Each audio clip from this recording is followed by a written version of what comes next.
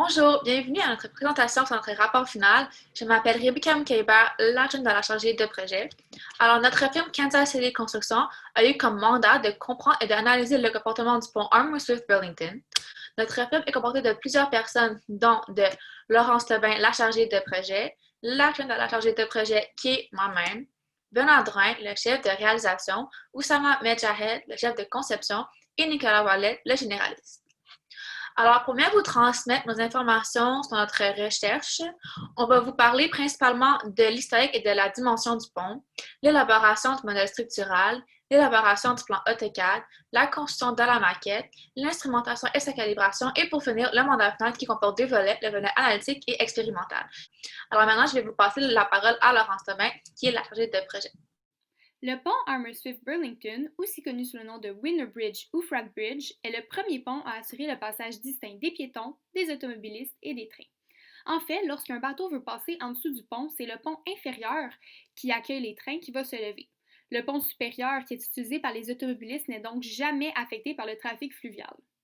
C'est après la démolition de la section autoroute du pont Armour-Swift Burlington que l'American Society of Civil Engineers a nommé le pont Armour-Swift Burlington comme un repère national dans le domaine de génie civil grâce à son concept unique. Le type de treillis utilisé par le pont Armour-Swift Burlington est le type de treillis Pratt et le type de treillis Baltimore qui fait partie de la famille Pratt.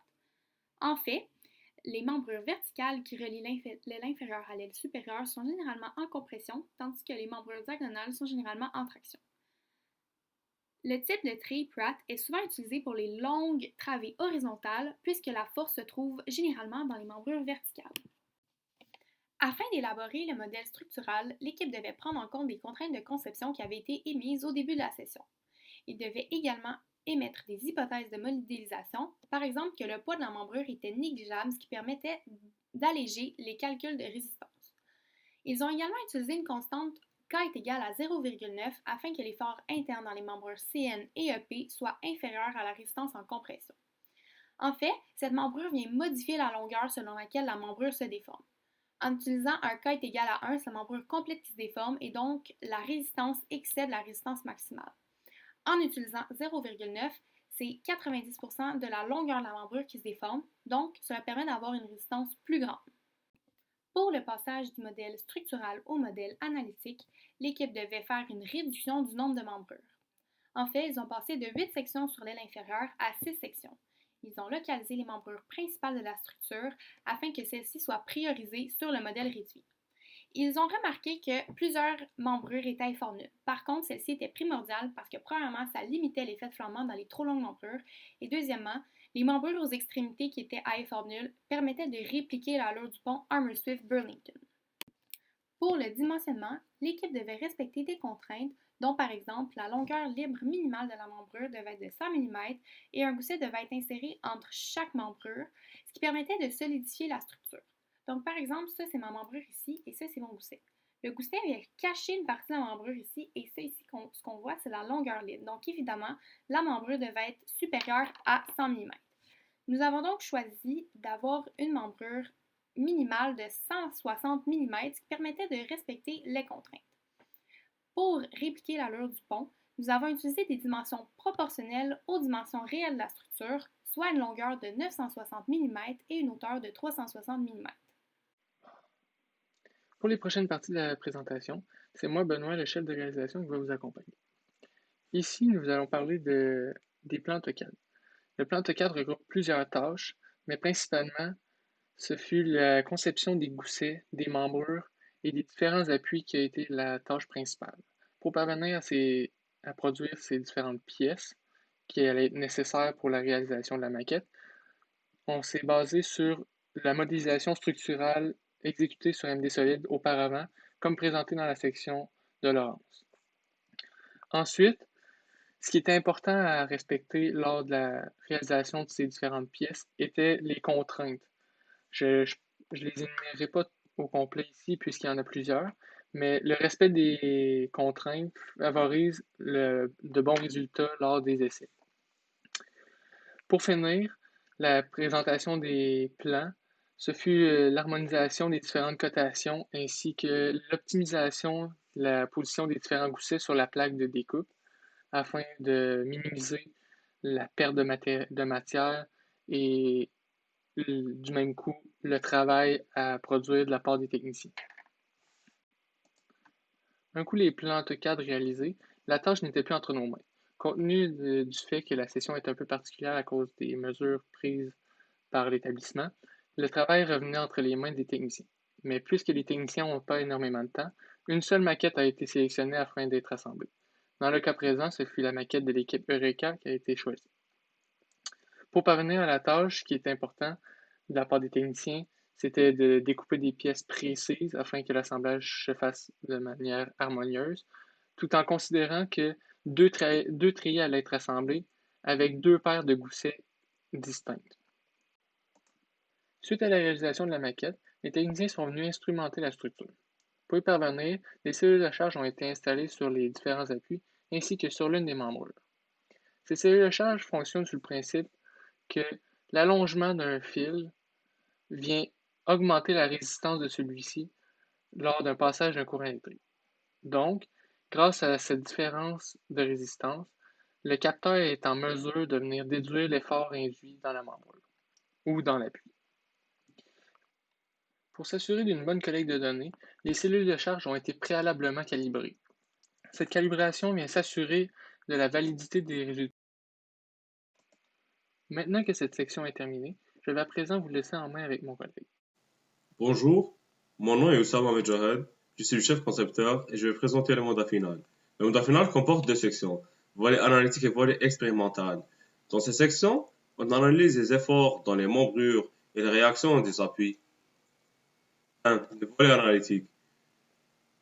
Compte choix de la membrure à analyser, la ligne d'influence, effort axial et réaction d'appui dû à une charge de 200 N, effort axial dû à 3 charges de 10 kN espacées de 200 mm. Et deuxièmement, un volet expérimental comporte une première série d'essais de 10 kg sur les nœuds inférieurs de la structure et une deuxième série d'essais de 5, 10 et 15 kg. Un volet analytique. La membrure à analyser, c'est la membrure 1D, car l'équipe a remarqué dans le rapport de conception la membrure 1D en soit en compression ou en traction suite à l'application des charges.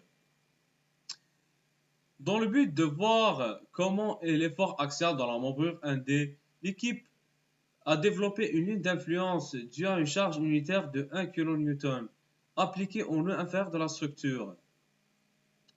On a trouvé qu'en appliquant la charge au nœud D, l'effort axial dans la membrure 1D est maximal. Ici, c'est la ligne d'influence qui a une charge de 200 N. Pour analyser l'effort de l'appui A, l'équipe a développé une ligne d'influence due à une charge de 200 N. La réaction de l'appui A est maximale en appliquant la charge en nœud B et minimale en appliquant la charge en nœud F. On a constaté que plus que la charge est proche de l'appui, plus que la réaction de ce dernier est maximale. Ici, c'est l'application de 3 charges de 10 kN espacées de 200 mm. On a trouvé qu'en chargeant la structure à gauche du nœud D, l'effort axial dans la membrure 1D est maximal. Le volet expérimental. On a appliqué une charge de 10 kN à tous les nœuds inférieurs de la structure. La deuxième série d'essais consistait à appliquer une charge de 5 et 10 et 15 kg au nœud G critique. On a pris le nœud G comme un nœud critique car on a trouvé qu'en appliquant la charge au nœud G, l'effort axial dans la membrure MH est maximal. Les résultats de ces essais seront présentés par mon collègue Nicolas. Bonjour, mon nom est Nicolas et aujourd'hui je vais vous présenter les calculs et l'analyse des résultats obtenus par notre équipe.